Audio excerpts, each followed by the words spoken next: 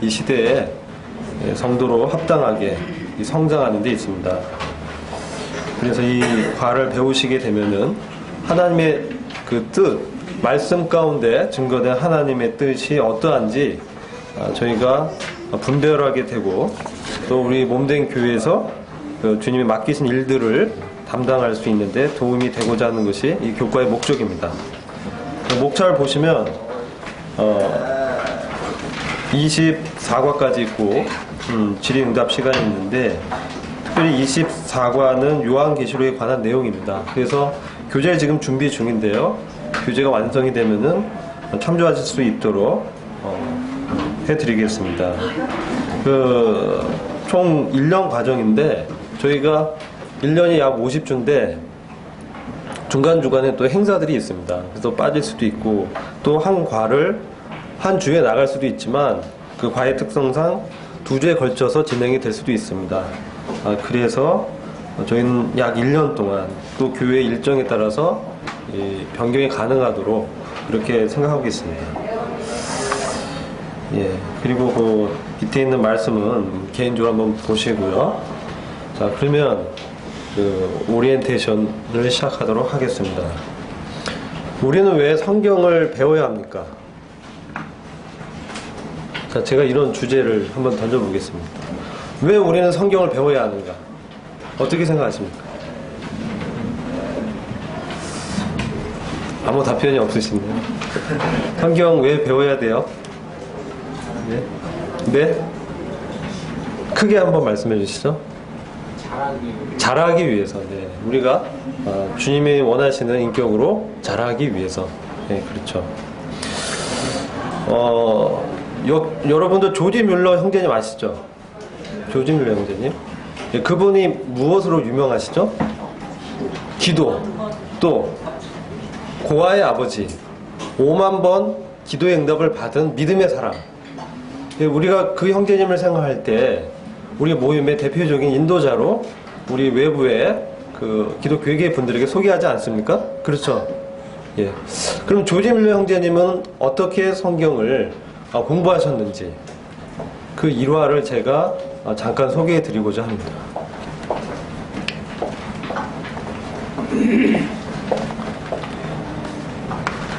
조지 뮬러 사역의 비밀. 아마 이 책자를 보신 분도 있으시겠지만 제가 이 시간 특별히 성경 공부를 왜 하는지 그 목적에 대해서 저희가 분명히 인식을 해야 성경을 제대로 배울 수 있는 마음이 생깁니다. 그래서 특별히 이 그 실화의 간증을 통해서 잠시 살펴보고자 하는 것입니다. 누군가가 조지 뮬러에게 이렇게 물어봤습니다. 형제님의 사역의 비밀은 어디에 있길래 이와 같이 하나님의 응답을 많이 받으셨습니까? 그때 조지 뮬러 형제님이 이렇게 답변을 했다고 합니다. 저에게는 죽은 날이 있었습니다. 이런 말씀을 하셨대요. 그리고 그 말을 하시면서 거의 바닥에 닿기까지 고개를 숙여서 계속해서 말씀하셨답니다. 그날은 조지 뮬러 형제님이 주님 앞에서 그의 자아, 육신이 죽은 그의 인간적인 어떤 의견, 또 좋아하는 것, 취미, 또 그의 의지가 주님 앞에서 믿음으로 죽은 날이 있었다는 거예요. 세상과 세상의 인정과 또 그분이 인정받았지만 또 다른 면에서는 비난도 받으신 것 같아요. 그런 비난에 대해서 죽은 날이 있었다는 겁니다. 그리고 나는 심지어 나의 형제들 혹은 친구들의 인정과 비난에 대해서도 죽었습니다. 그거에 대해서 반응하지 않게 되었습니다. 그러니까 십자가에서 죽으신 그 주님과 완전히 연합되었다라는 그 믿음에 대한 분명한 확신이 생겼을 때, 그때부터 그 조지 뮬러 형제님이 이렇게 말씀했습니다. 나는 오직 하나님께 인정받는 일꾼으로 드려지기 위해 말씀을 공부했습니다. 말씀을 공부했습니다. 어떻게 생각하십니까? 한편에서는 성경 공부하면은 이건 지식이야, 사람을 교만하게 해, 우리가 경험하면 되지, 무슨 말씀의 공부가 필요해, 이런 말 많이 들어보시죠? 근데 그렇게 간증과 믿음의 이 실화로 유명했던 조지 뮬러 형제님의 신앙 고백이 이러했습니다. 그분의 사역의 비밀이 바로 성경 공부에 있었다는 거예요. 저는 이 글을 읽고 매우 놀랐어요. 왜냐하면은 제가 생각한 거와 완전히 다른 말씀하셨거든요. 그래서 그분은 회심 이후에 여러 가지 주님의 일들로 분주했다고 합니다.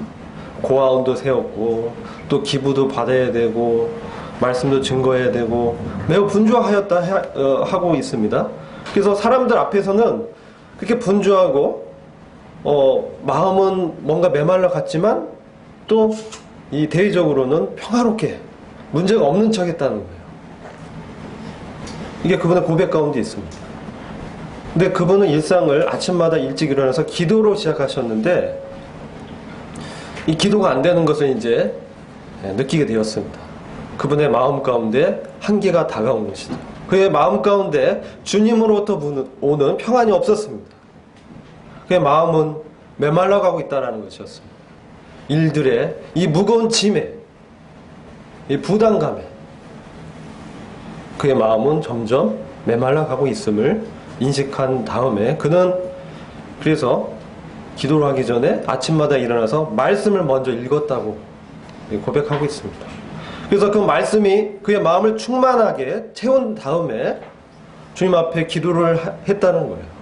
그래서 그 말씀에서 자연스럽게 기도 제목이 생각이 나게 되었고 그 기도를 하게 되었을 때 5만 번이나 응답을 받았다는 겁니다.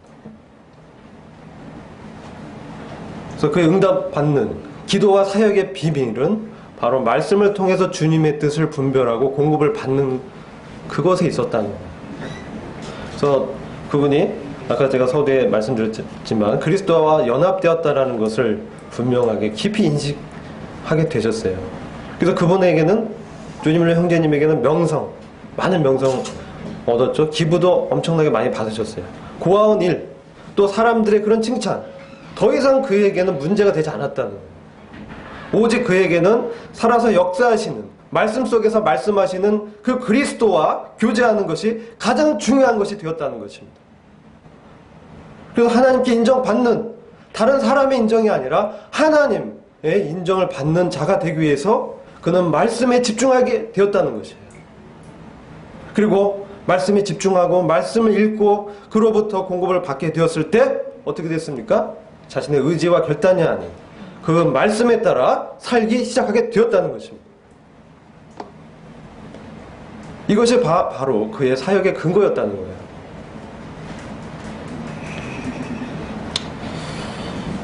저는 조지 뮬러 형제님의 간증을 오늘 이렇게 읽으면서 고아의 아버지, 기도의 사람, 그같이 겸손했던 조지 뮬러도 하나님께 인정받는 일꾼으로 헌신하기 위해서 그의 몸에 들여지기 위해서 말씀을 열심히 공부했다라는 이것은 오늘날 우리도 이 말씀을 대할 때 어떤 마음을 갖고 공부해야 되는지 단순히 지식을 우리가 쌓는 그런 것이 아닙니다. 하나님의 뜻을 바르게 알아야 우리가 그 뜻에 맞추어서 행할 수가 있는 거예요. 하나님의 뜻을 올바르게 알지 못하면 우리의 삶의 행위도 물론 주님께서 긍휼히 여기셔서 말씀을 잘못 분별해도 여러 루트를 통해서 교정하는 그런 일이 있습니다. 그러나 대부분의 경우에는 잘못 분별하고 잘못된 그 교리를 갖게 되면 잘못하게 이게 행할 수밖에 없는 것이죠. 그래서 성경은 어떻습니까? 교훈과 책망과 바르게 함과 의로 교육하기에 유익한 모든 것이 성경 안에 있다는 것이에요. 그래서 우리가 이 성경을 배우면서 하나님께 인정을 받는다는 것은 너무나 당연한 이치예요.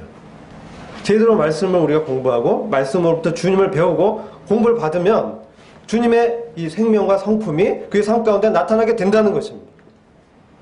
그래서 우리는 혹자들이 말하는 성경 공부가 사람을 교만하게 한다. 이런 것은 편견이구나. 이렇게 보셔야 됩니다.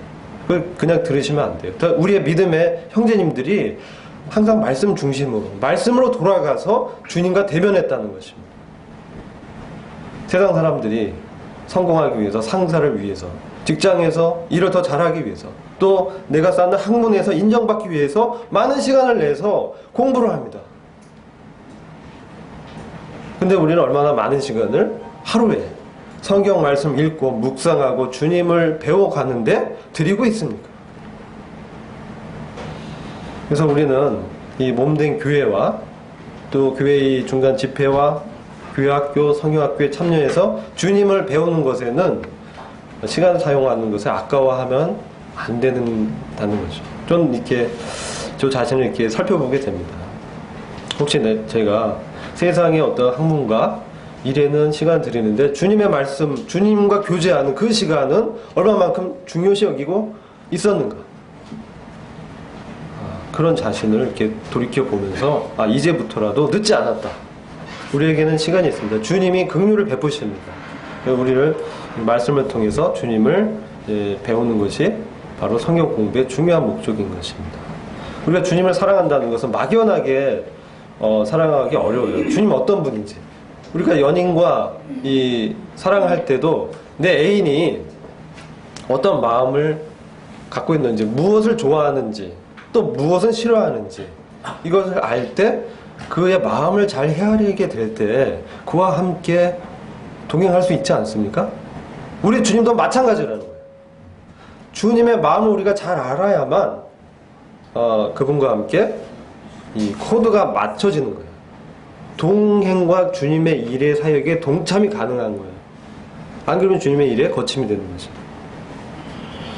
그래서 우리 성경을 읽는 목적을 분명히 우리 해야 되겠다, 이런 생각을 먼저 드리는 것입니다. 주님이 원하는 것이 무엇인지, 또 싫어하는 것이 무엇인지 잘 분별하고 주님의 뜻을 따르고 또 그분과 교제하고 그분을 사랑하고, 이런 목적으로 성경을 읽어야 된다. 이런 것을 저는 조지 뮬러 형제님의 이 사역의 비밀이라는 고백록, 회고록을 보면서 먼저 우리 형제 자매님들과 함께 이 부분을 나누고 싶었습니다.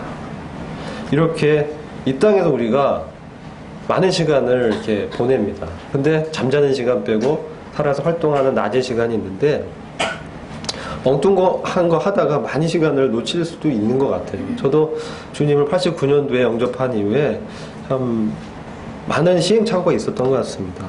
근데 먼저 주님의 말씀을 창념하고 주님의 뜻을 알았다면 헛되게 시간 낭비하지 않고 지혜롭게 보낼 수 있었을 텐데, 그래서 지혜롭게 이 땅에 나그네요, 이방인으로 삶을 지내기 위해서 우리 주님의 말씀을 공부해야 한다는 것입니다. 공부라고 해서 너무 딱딱하게 생각하지 마십시오. 자, 이것이 제가 먼저 서두에 말씀을 드리면서 함께 나누고자 했던 것이고요. 그러면 우리는 왜 성경을 배워야 합니까? 이제 좀 더 분명해졌습니다. 우리의 목적이 좀 더 분명해졌습니다. 말씀은 어떻게, 그러면 이건 저는 조지 뮬러의 간증을 얘기했는데, 그럼 성경에서는 어떻게 증거하고 있는가 한번 확인해 봐야 되지 않겠습니까? 근데 요한복음 5장 39절에 이런 말씀이 있어요. 이건 제가 그 흥정역의 말씀을 번역한 건데요. 성경을 탐구하라. 거룩한 하나님의 말씀이 어떻게 탐구의 대상이 될까? 근데 탐구하라고 말씀하고 있는 것이에요. 왜 탐구하라고 얘기하고 있습니까? 이는 성경에서 영원한 생명을 얻는 줄로 생각하기 때문이니 성경이 바로 나에 대하여 증거하느니라. 요한복음 5장 39절입니다.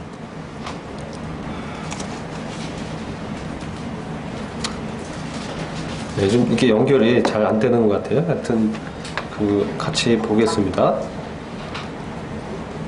그래서 성경은 우리가 여기 영어로는요 스터디라고 돼 있어요. 영어로 여기 좀 한글로 써 있는데 영어로는 스터디라고 돼 있어요. 네? 성경을 탐구하라고 돼 있어요. 그래서 하나님의 말씀도 탐구하는 것이구나. 주님이 탐구하라고 하고 있어요. 왜? 영생이 거기에 있다라는 겁니다. 그리고 누구를 발견하라고 하고 있습니까? 나에 대해서, 주님에 대해서 성경이 증거하고 있다는 거예요. 그리고 아까 제가 조지 뮬러의 간증에서도 말씀드렸는데, 여기 보면은 진리의 말씀을 바르게 나누어 내 자신을 하나님께 인정받는 자로 부끄러울 것이 없는 일꾼으로 나타내도록 연구하라. 이렇게 하고 있는 거예요. 말씀에서 그렇게 말씀하고 있는 것입니다. 박근우 형제의 생각이 아니고 조지 뮬러의 간증이 아니라 실제 하나님의 말씀을 통해서 나와 만나자라고 말씀하고 있는 거예요. 그렇게 대하면 하나님께 인정받을 수 있다는 것입니다. 그리고 부끄러울 것이 없는 일꾼으로 나타날 수 있다는 거예요. 조지 뮬러의 그 마음이 메말라갔습니다. 얼마나 많은 일을 했습니까? 그러나 하나님 말씀 앞에서 그분으로부터 힘을 얻었을 때는 그의 사역에 거침이 없었다는 거예요. 그리고 우리가 성경을 읽으라고 또 말씀하고 있어요. 말씀을 읽으면 우리에게 사도 바울이 깨달았던 그리스도의 비밀, 신비에 대해서도 우리가 깨닫게 된다라는 거예요. 이게 뭐예요? 교회입니다. 몸된 교회의 비밀을 우리가 말씀을 읽을 때, 특히 사도 바울의 서신서를 읽으면 교회의 비밀, 교회를 볼 때 주님을 더 알게 되는 거예요. 연결되어 있다는 거죠. 그 섬기는 이런 몸의 이 지체의 원리를 또 알게 되는 것입니다. 디모데 전서 4장 13절을 보면 내가 이럴 때까지 디모데, 바울의 사랑하는 제자에게 말씀했습니다. 내가 너에게 이럴 때까지, 갈 때까지 마음을 쏟아라. 너가 창념할 것이 있다. 뭡니까? 읽는 거. 뭐 소설책 읽는 거 아닙니다. 뭐죠? 말씀을 읽을 거를 얘기한 거예요. 그때 구약 성경이 이제 완성은 이미 돼 있지 않습니까? 신약은 이제 기록되어 있고 서신서가 이제 사도들을 통해서 완성이 되는 과정 가운데 있었습니다. 또 내가 권면했던 것, 서신서죠. 또 교리를 가르치는 것에 창념해라. 마음을 쏟아라. 이렇게 말씀하거든요. 또 계시록 1장 3절에 보면 이 대언의 말씀들, 이 예언의 말씀을 읽는 자와 듣고 그 안에 기록된 것들을 지키는 자들은 복이 있다. 주님의 그 계시, 주님이 어떤 분인지, 주님이 왕이시고 하나님이시라는 그 말씀을 또 인류에 대한 심판과 또 인류를 어떻게 구원할지, 또 어떻게 재림하실지, 그 이후에 어떤 왕국이 펼쳐지고 천년 왕국이 어떻게 구성될지, 그 이후에 새 나라와 새 땅이 주님께서 예비하고 있는 그 나라가 있다라는 것, 이것을 읽는 자와 또 말씀을 이렇게 읽을 때, 초대교회 그 시절에는 계시록을 아마 집회 가운데 읽었던 것 같아요. 예배 드리기 전 그런 기록들이 있습니다. 집회 시작할 때 예배 드리면서 계시록을 읽었다는 거예요. 그 말씀을 듣습니다. 그리고 읽고 들은 사람이 거기에 나타난 주님의 계시에 자기 마음을 쏟고 집중하고 그것을 이제 그들의 삶 가운데 지켜나가는 거죠. 지킨다. 이것은 마음에 품다. 어떠한 것인지 자세히 보다. 울타리 안에 그것을 보물처럼 이렇게 보호하고 보는 것을 말씀하는 거예요. 그리고 그렇게 됐을 때 자신의 그 삶의 변화가 일어나는 게 되는 거죠. 그런 자들에게 복이 있나니. 왜 그렇습니까? 이 시대가 지금 어떤 시대입니까? 이 시대는 참으로 주님의 다시 오심이 가까운 때라는 거예요. 매스컴을 봐도 그렇고 또 이 성경 말씀대로 예언이 이루어져 가고 있습니다. 주님의 말씀은 한치의 오차가 없이 그 말씀을 이루시고 실현하시는 능력 있으시고 신실하신 전능한 하나님이시기 때문에 말씀을 그대로 이루어 나가고 있습니다. 그렇다면 성도들은 당연히 주님이 어떠한 뜻을 그 심중에 품고 있는지, 어떤 뜻을 갖고 계신지, 앞으로 어떻게 하실지, 이것에 집중하는 것은 너무나 당연한 이치라는 거예요. 그런 자들에게 주님의 복이 함께 있다는 것입니다. 사도 바울도 골로새 성도들에게, 골로새 성도들은 특별히 주님의 부활, 또 주님의 주님과 동행하는 것이 이렇게 많이 나타나 있어요. 근데 그 성도들에게 그 성도들의 마음 가운데 채워지기를 원했던 사도 바울의 염원이 무엇이었냐? 그분의 뜻을 아는 것이었다는 거예요. 그분의 뜻을 아는 것으로 그 마음이 채워진다면 성도들의 삶 가운데서 주님을 더 경험하게 되고 합당하게 동행하게 되고 모든 일에서 라고 말씀하고 있다는 거예요. 어떤 제한전 일부 일이 아니에요. 우리가 만나는 모든 상황 속에서 주님을 기쁘시게 하는, 그래서 열매를 맺는 그런 하나님을 아는 그런 지식에서 자라나기를 사도 바울이 기도하고 원했다는 것입니다. 이런 말씀을 이렇게 대하면서 그러니까 주님을 향해서 어떤 마음을 품고 소망을 가져야 하는가, 이런 부분이 분명했지만 우리는 그분의 주님의 그 삶처럼 우리를 돌아보고 주의 말씀 앞에 내 자신을 분별해 보는 것입니다. 대면하는 것입니다. 우리가 만찬을 뗍니다. 우리는 전서 11장에 사도 바울이 내가 받은 것은 주께 받은 것이니 그러면서 만찬을 떼지 않습니까? 거기에 뭐라고 말씀하고 있습니까? 만찬을 떼기 전에 자기를 분별해 보라고 하고 있습니다. 왜 그렇습니까? 내가 주님과 연합된 자로 이 땅 가운데 살았는지 살펴보라는 것입니다. 그렇지 못한 부분이 있다면 어떻습니까? 그 죄를 자백하는 시간을 갖는 것입니다. 이건 대단히 중요합니다. 이것은 우리 삶 가운데 일상화되어야 될 부분입니다. 우리가 만찬 예배 가운데도 그렇지만 우리가 매번 우리 삶을 주님 앞에 대면해 보는 거 매우 중요합니다. 왜 그렇습니까? 세상과 함께 정죄당하지 않게 하려 함이라. 우리는 세상과 함께 정죄를 당하지 않고 어떤 위치에 있어요? 고린도 전서 6장 2절 너희가 세상을 다스리고 세상을 재판할 자, 세상을 심판할 것을 알지 못하느냐 말씀하고 있습니다. 우리는 주님과 함께 세상을 다스릴 자입니다. 주님과 함께 세상을 재판할 자입니다. 그렇게 부르셨습니다. 그래서 주님의 마음의 뜻을 우리가 잘 알아야 됩니다. 그래야 주님과 함께 재판하고 다스릴 수 있지 않겠습니까? 잘 모르는 사람은 어떨까요? 그거 할 때 그냥 있지만 그 집행에 함께 동참하지만 그 분량이 제한을 받는다는 거예요. 그래서 그 문화 비유라든지 고린도 전서 15장에 나오는 그 영광의 몸을 입는 거를 사도 바울이 얘기할 때, 복음서의 문화 비유를 얘기할 때 영광이 해의 영광, 달의 영광, 별의 영광이 다름과 같이 너희가 부활의 몸을 입을 때도 달라진다는 거예요. 그래서 우리가 그것은 상급을 얘기합니다. 구원을 하는 것이 아니라 우리가 받을 보상과 상급이 우리가 주님의 뜻을 얼마큼 알고 이 땅에 주님과 함께 동행하고 사랑했는가, 그것을 묻는 것이에요. 동기를 묻는 거예요. 그 동기를 분명히 알고 그 주님의 사랑을 알게 될 때 그 사람이 강권 돼서 주님을 행한 그 부분이 인격적인 열매로 나타난 그 부분이 주님이 인정을 해준다는 겁니다. 그래서 이런 소망이 우리한테 분명해져야 된다. 그래서 우리가 말씀을 그래서 공부해야 된다는 거예요. 주님이 그렇게 명령하고 있잖아요. 주님의 명령이잖아요. 사람의 명령도 아닙니다. 주님께서 이렇게 명령하고 계십니다. 성경을 연구하라, 읽어라. 거기서 영생이 있으니 나에 대해서 발견해라. 너의 마음을 주님 아는 지식으로 꽉 채워서 마음이 충만하게 되어서 주님의 뜻을 분별하고 몸을 들여라. 주님께 인정받는 일꾼이 되도록 헌신해라. 영생을 얻는 것이 말씀 가운데 있습니다.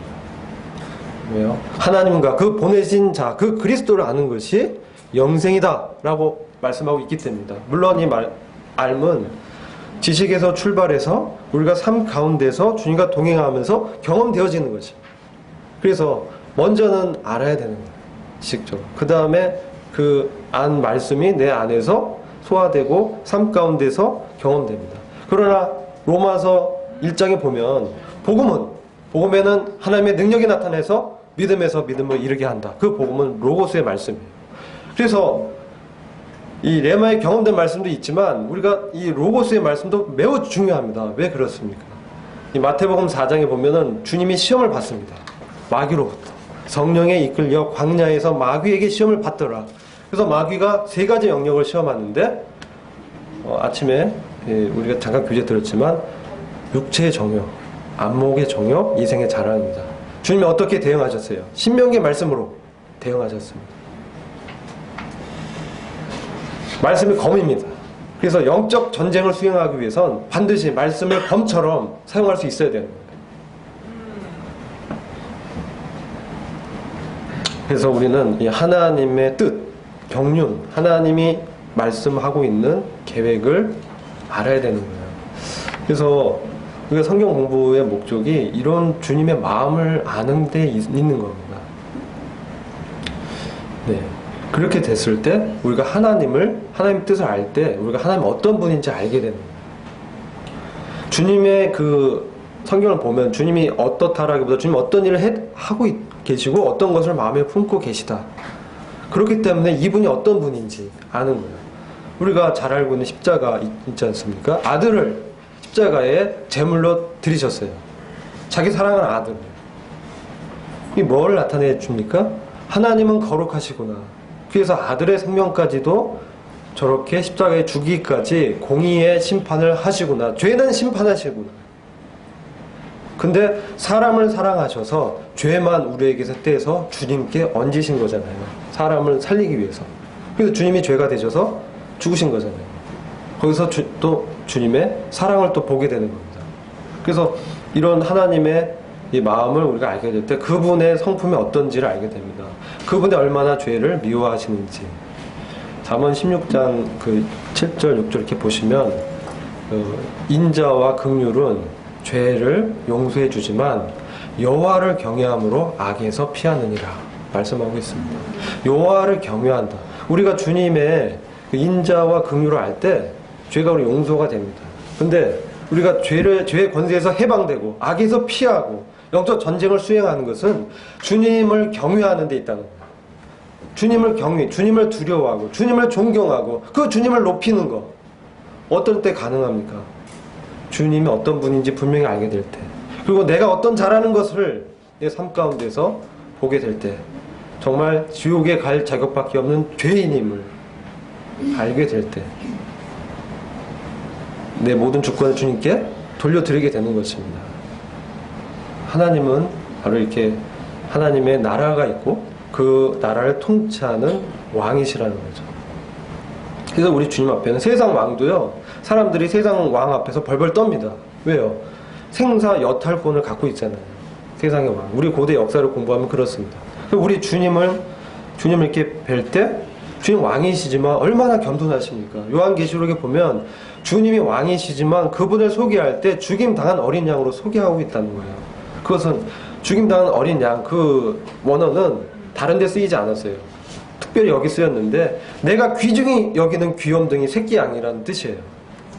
그 어린 양, 계시록에 쓰인 어린 양은 원어가 그런, 그래서 하나님의 심중에서 귀중히 여기는 그 귀한 새끼 어린 양을 들이셨다는 거예요.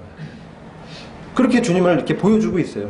그러면서도 심판을 행하시는 그 주님으로 그 권리를 받는 것이 계시록 5장에 나옵니다. 그래서 인이 있는 두루마기 책을 받으시고 떼시면서 이 심판이 전개가 되는 겁니다. 그래서 우리가 이렇게 성경을 왜 배워야 되는지 목적이 분명해야 될 필요가 있다는 거예요. 주님을 경외하게 되는 거예요. 나 자신이 어떤 죄인인지를 발견하게 되고 주님의 말씀에 비추어 볼 때 우리는 얼마나 우리가 행하는 의의가 누더기와 같다라는 것을 알게 되는 거예요. 주님의 은혜가 없다면 아무것도 아니라는 거예요. 주님의 은혜가 없다면 정말 아무것도 아닌 자인데 이와 같은 죄인을 받으셨다. 주님 얼마나 놀라운 분입니까? 이 주님을 경배드리고 사랑하는 것은 이 성도에 마땅한 이 길이라는 거예요. 행할 바라는 거예요. 그렇게 됐을 때 우리가 복음에서 이 구원을 받고 하나님 능력이 나타나고 믿음의 원리 위에서 믿음이 생기면서 신앙이 성장한다는 겁니다. 우리가 이 말씀으로 우리 자신의 삶을 정결하게 할 수 있고 주님과 더 깊은 관계에 들어갑니다. 그렇게 됐을 때 정말 하나님의 마음을 아는 아들이 되는 거예요. 우리 어떻게 불렀습니까? 하나님의 아들들로 불렀습니다. 우리를. 그럼 하나님의 이 아들들은 자녀가 아닙니다. 자녀는 뭐냐면 친밀한 관계의 테크논이라는 의미예요. 자녀. 근데 하나님의 아들들은 휘오스라는 원어를 쓰고 있습니다. 이건 뭐냐면 하나님의 법적인 아들로 양자로 상속권을 받는, 아버지와 동등한 권리를 취하는 그런 아들로 우리를 부르셨다는 거예요. 그건 뭐냐면 영광을 함께 나누겠다는 겁니다. 이런 마음, 그 하나님의 마음을 아는 아들이 되어야 그 영광에 충분히 동참하는 겁니다. 우리가 구원 받은 것으로도 영광에 동참합니다. 그러나 더 충분히, 더 꽉 차게, 더 주님을 기쁘시게 그 영광에 동참한다는 거예요. 그러기 위해서 우리가 성경을 배워야 됩니다. 근데 성경을 이렇게 우리가 배울 때 우리가 해석이 필요합니다. 이게 성경 공부는 주님의 뜻을 아는데 해석이 필요합니다. 왜냐하면요, 사람에게는 그 지성이 이 제한돼 있어요. 그래서 사람의 각자가 이 지내온 역사가 다 다르기 때문에 선입견이 들어와 있습니다. 어떤 말을 대할 때 선 이해를 갖고 있어요. 그렇기 때문에 우리가 이런 제한된 우리의 지성으로는 하나님의 뜻을 사실 100% 온전하게 안다는 게 사실은 불가능해요. 그래서 우리에게는 성령의 그 도우심이 필요하고, 또 우리가 성경을 잘 탐구하고 연구할 필요가 있는 것입니다. 그래야만 하나님의 이 뜻이 분명하게 이 분별이 되는 거예요. 왜냐하면 우리가 주관적으로 얼마든지 이해할 수 있거든요. 말씀을 내 상황에 비추어서 주관적으로 적용할 수 있습니다. 근데 하나님의 뜻은 시대와 상황과 또 이 환경에 따라서 변하지 않습니다. 이게 중요한 거예요. 하나님의 뜻은 항상 그 시대에 이 말씀이 기록된 그 서신을 받는 그 사람에게 하나님이 원하시는 뜻이 분명히 있어요. 근데 지금 현대에 우리가 살면서 하나님 말씀을 대하면서는 내 상황에 맞추어서 적용을 합니다. 이거부터 먼저 하는 것을 많이 배웠어요. 우리가 뭘 하죠? 큐티, 콰이어 타임 많이 합니다. 저도 군 생활할 때 매일 새벽 4시 반에 일어나서 큐티 했어요. 근데 그 말씀을 대할 때 말씀 좋다. 내 마음 이게 너무 좋다. 이 말씀으로 충만함 얻지만 내 삶에 정말 이것이 변화가 일어나느냐? 그때만 좋고 또 이렇게 지나면 그대로 돌아가는 것을 매번 발견하고 주의 권세에서 해방을 경험하지 못했습니다.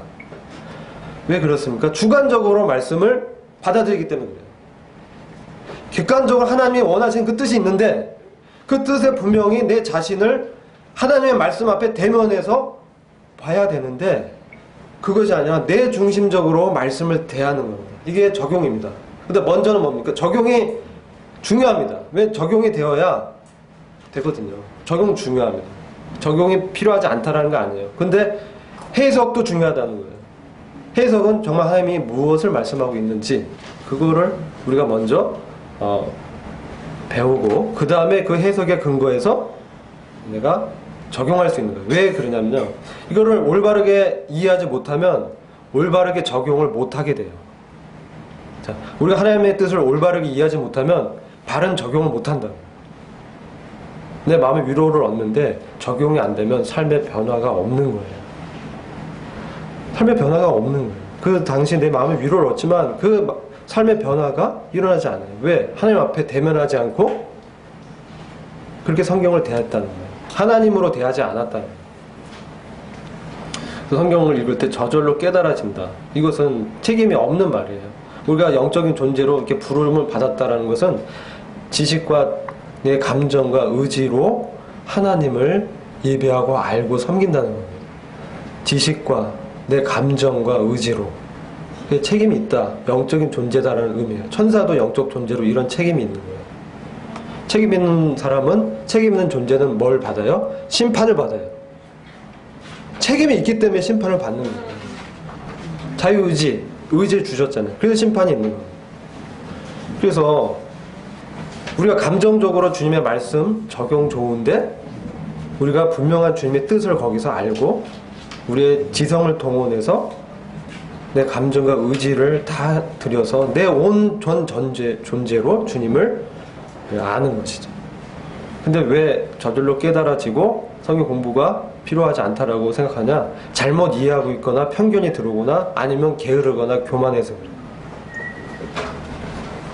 그거에 대한 어떤 것을 배우지 못했기 때문이었어요. 그래서 보편적이고 객관적인 성경 해석은 대단히 중요합니다. 그래야 하나의 목적이 무엇인지 분명하게 알게 되고 그것이 변하지 않는 진리고 그 진리 앞에 말씀 앞에 내가 이렇게 세워지는 거예요. 말씀을 나에게 끌어와서 아전 인수식으로 적용하는 것은 그 다음 단계입니다. 먼저는 내가 하나님 앞에 그 말씀 앞에 내가 바르게 서야 되는 거예요. 그래야 바른 적용이 되는 거예요. 해석과 적용의 차이는 제가 말씀드렸죠.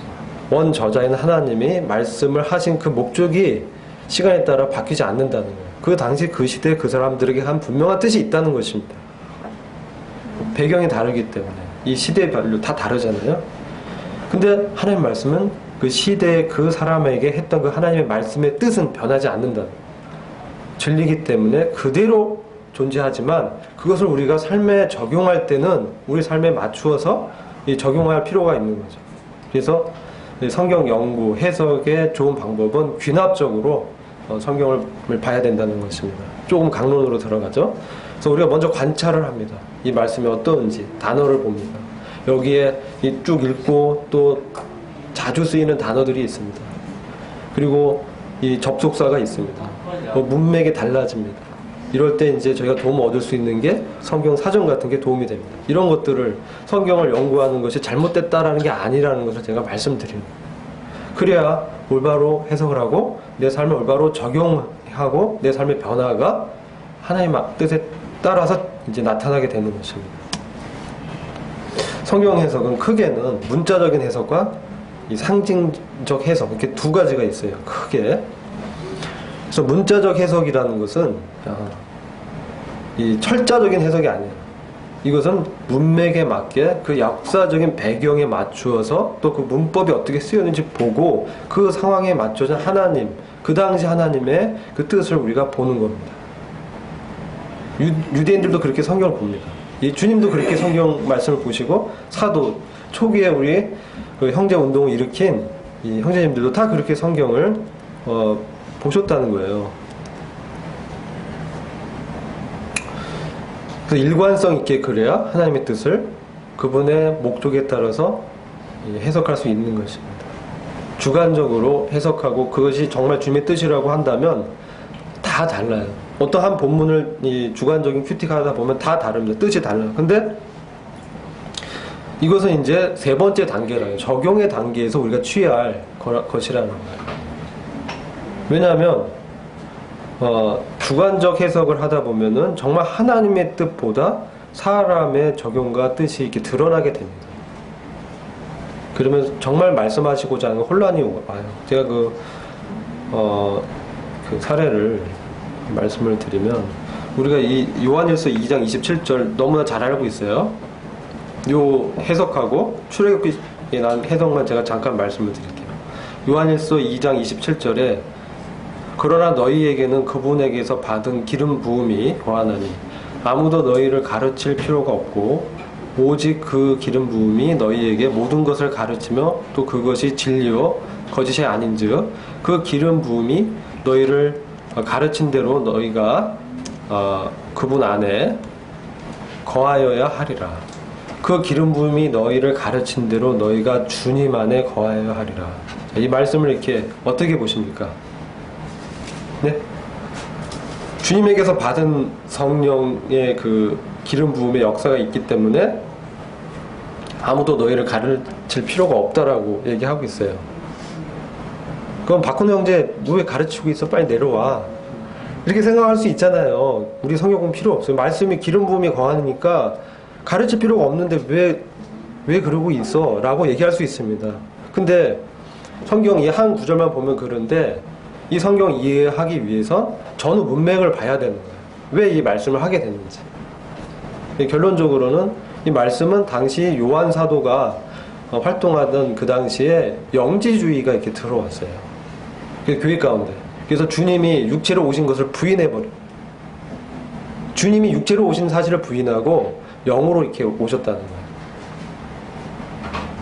그러니까 그런 이단 교리에 대해서는 주님이 강력하게 역사한다는 거예요. 이 말씀의 의미는. 그것은 일일이 뭐 가르칠 필요가 없이 바로 너희의 심령 가운데 분명히 감지할 수 있도록 역사한다는 거예요. 그런 의미지 성경을 배울 필요가 없다 그런 의미가 아니에요. 그래서 많은 분들이 이 말씀을 갖고 그렇게들 잘못 적용하고 있어요. 해석 없이 적용한 거예요 먼저. 문맥으로 보면 그런 해석이에요. 근데 얼마나 적용은 반대로 하고 있습니까? 그렇다면 왜 두란노 서원에서 사도 바울이 2년간 가르쳤습니까? 왜 안디옥 교회에서 2명의 그 바울과 바나바를 파송해서 그 전도처에 가서 1년을 가르쳤을 때 그들이 비로소 그리스도인이라 불리음을 받았다라고 하고 있습니다. 1년간 성경을 배웠다는 거예요. 두란노서는 2년 가르쳤다는 거예요. 그럼 여기 가르칠 필요가 없다는 거 배치되잖아요. 모순이 되잖아요. 이 말씀만 보면 그렇다는 거예요. 그래서 문맥을 봐서 문맥적으로 말씀을 해석해야 된다는 거예요. 그래야 바른 적용이 가능합니다. 이것만 떼내서 나 이제 배울 필요 없으니까 안 배워. 이것은 잘못된 해석에서 비롯된 잘못된 적용이라는 거예요. 주님이 어떤 뜻으로 하고 있는지. 두 번째 사례는 출애굽 15장 마라에서 일어난 사건이에요. 그래서 이 말씀 보면 모세가 이제 인도에 왔는데 목이 말랐는데 물이 없어요. 그러니까 불평했어요. 물 달라. 그러니까 모세가 주님께 막 불평하는 백성들의 필요를 아뢰었습니다. 그러니까 주님께 기도했을 때 주님이 어떤 나무를 보여주시고 그것을 물에 던지면 물들이 이제 달게 변하는 그런 일이 생겼습니다. 자, 이 말씀을 어떻게 해석합니까? 네? 이 나무가 뭐예요? 이게 실제 극동방송에서 어떤 목사님이 이 해석을 어떻게 했냐면 이게 십자가라는 거예요. 이 나무는 십자가라는 거예요. 이 나무가 십자가이기 때문에 그 십자가가 이 적용이 돼서 그들이 이렇게 물이 이렇게 달아졌다. 나무가 어떻게 십자가 됩니까? 이 당시에는 이 백성들은 십자가 몰랐습니다. 근데 어떻게 이 나무에 대해서 말씀을 이 십자가라고 말할 수 있느냐는 거예요. 그것은 이제 본인이 원하는 말씀이 있는데 거기에다가 이 본문을 갖다 붙인 거예요. 이거 나무면 무조건 십자가라는 거예요. 나무에 달렸다. 그죠? 십자가. 근데 그것은 교훈은 될 수 있습니다. 교훈. 십자가를 우리가 바라볼 때 이렇게 우리의 이 어려움들이 해결되더라. 그런 말씀이었어요. 참 좋은 교훈이에요. 그쵸? 근데 이 말씀의 진정한 의미는 이것을 어떻게 해석해야 되냐면 주님이 이렇게 명령했을 때 모세가 순종했을 때 기적이 일어났다는 거예요. 주님이 이 나무를 보여주시고 던졌을 때 순종했을 때 주님이 이 백성들에게 물을 공급해 줬다. 오히려 이 주님의 뜻에 순종하는 그 측면을 여기서는 말씀하고 있는 거예요. 십자가를 얘기하는 게 아니에요. 그건 그 하나의 교훈입니다. 교훈. 그런 교훈을 우리가 해석으로 여기면 안 된다는 거. 이런 부분들을 제가 말씀드리는 것은 많은 경우에 이 교훈과 또 해석과 적용을 막 이 혼동이 옵니다.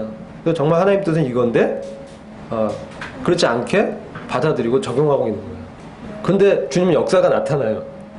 주님 역사가 나타나요. 왜냐하면 사랑하는 이기 때문에 주님이 그를 돌봐주시고 모든 것을 합력하여 선을 이루신다고 역사는 나타나지만 정말 주님이 원하는 그 뜻과는 다르게 하고 있다는 거예요. 네? 그래서 정말 바르게 우리가 성경을 알아야 되는 것은 이 주님의 온전한 그 믿음의 장성한 분량에 이르는 데 있어서 매우 기초적이고 필요한 일이다. 그래서 성경 공부를 우리가 이런 차원에서 해야 된다는 것을 말씀을 이제 드리고 싶었습니다. 여러 가지 이제 구체적인 사례는 저희 시간 관계상 다음에 약간 그 뒷부분이 남아 있는데 다음에 이제 그 처음 오리엔테이션 약간 연장으로 앞부분에 못한 부분을 좀 말씀드리고요.